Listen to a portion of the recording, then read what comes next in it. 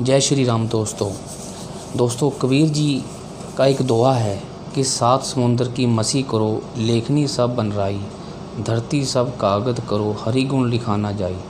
अर्थात जिस भगवान में इतने सब गुण हो उसके बारे में लिखना सूर्य को दीपक दिखाने के समान है। दोस्तों आज की मेरी यह वीडियो भगवान के ऊपर ही है कि भगवान कौन है और कहाँ रहते हैं। पर इससे पहले अगर आपने अभी तक मेरे इस चैनल को सब्सक्राइब नहीं किया है तो पहले प्लीज़ आप इसे सब्सक्राइब करें और साथ में लगे बेल आइकॉन के बटन को भी ज़रूर दबाएं, ताकि मैं भगवान के ऊपर जितने भी वीडियो बनाऊंगा उसके बारे में सूचना आपको सबसे पहले मिल सके। अब आगे बढ़ते हैं। भगवान शब्द संस्कृत के भागवत शब्द से बना है। जिसने अपनी पांचों इंद्रियों पर विजय प्राप्त कर ली हो तथा जिसकी पांचों तत्वों पर पकड़ हो उसे भगवान कहते हैं। भगवान जो जन्म मरण के चक्कर से मुक्त होकर कहीं भी जन्म लेकर कुछ भी करने की क्षमता रखता है उसे भगवान कहते हैं। इंसान भी अपनी भक्ति और तपस्या के बल पर भगवान बन सकता है, परंतु वह ईश्वर नहीं बन सकता। भगवान और ईश्वर में भी अंतर है। ईश्वर का मतलब है स्वामी, राजा, ऐश्वर्यवान। भगवान का मतलब है, भगवान दो शब्दों से मिला है, भग प्लस बान। भग का मतलब है ऐश्वर्य और बान का मतलब है धारण करने वाला। दोस्तों साइंस कहती है कि इस संसार में जो भी कुछ नया बनता है उसे बनाने वाला कोई ना कोई ज़रूर होता है, अर्थात उसका कोई ना कोई क्रिएटर ज़रूर होता है। तो आप लोग सोचो कि हमारा ब्रह्मांड भी किसी न किसी ने तो बनाया है, उसे ही हम भगवान कहते हैं। साइंस कहती है कि हमारा ब्रह्मांड ब्लैक होल में हुए विस्फोट से बना है, तो हमारे वेद भी यही कहते हैं कि यह संसार ब्रह्मा जी ने बनाया है, जो विष्णु की नाभि से निकले हैं। और ब्रह्मा केवल एक नहीं है, ऐसे हजारों लाखों ब्रह्मा इस ब्रह्मांड में मौजूद हैं और हर ब्रह्मांड को बनाने वाला ब्रह्मा भी अलग अलग ही है, अर्थात ब्रह्मा जी ईश्वर नहीं हैं। ब्रह्मा भी अपनी उम्र पूरी करने के बाद मर जाते हैं।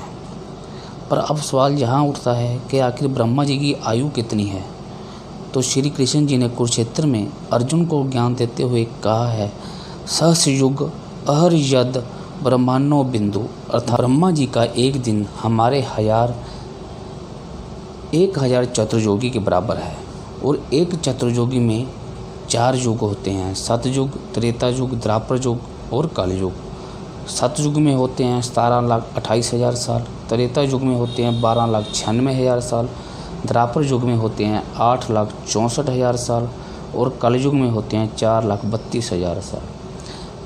तो एक चतुर्योगी में टोटल 43,20,000 साल होते हैं। तो 1000 चतुर्योगी में हो गए ये 4 अरब 32 करोड़ साल। तो 4 अरब 32 करोड़ साल ब्रह्मा जी का एक दिन है और इतने ही साल ब्रह्मा जी की रात में होते हैं, यानी 4 अरब 32 करोड़ साल ब्रह्मा जी के रात में होते हैं। तो ये टोटल हो गए 8 अरब 64 करोड़ साल, यानी ब्रह्मा जी का एक दिन हमारे 8 अरब 64 करोड़ साल का होता है। और ब्रह्मा जी का 30 दिनों का एक महीना होता है। तो हम इसको अगर मल्टीप्लाई करें, 8 अरब 64 करोड़ साल को हम मल्टीप्लाई 30 से करें तो ये आएगा 2 खरब 59 अरब 20 करोड़ साल। अब इसको हम महीनों में मल्टीप्लाई करें तो 12 महीने का एक वर्ष होता है। तो 2 खरब 59 अरब 20 करोड़ साल को हम 12 से मल्टीप्लाई करेंगे तो ये बन जाएगा 31 खरब 10 अरब 40 करोड़ साल। अब ब्रह्मा जी की आयु 100 वर्ष की है, तो हम इस वर्ष को हम 100 से मल्टीप्लाई करेंगे तो ये बन जाएगा 3110 खरब साल।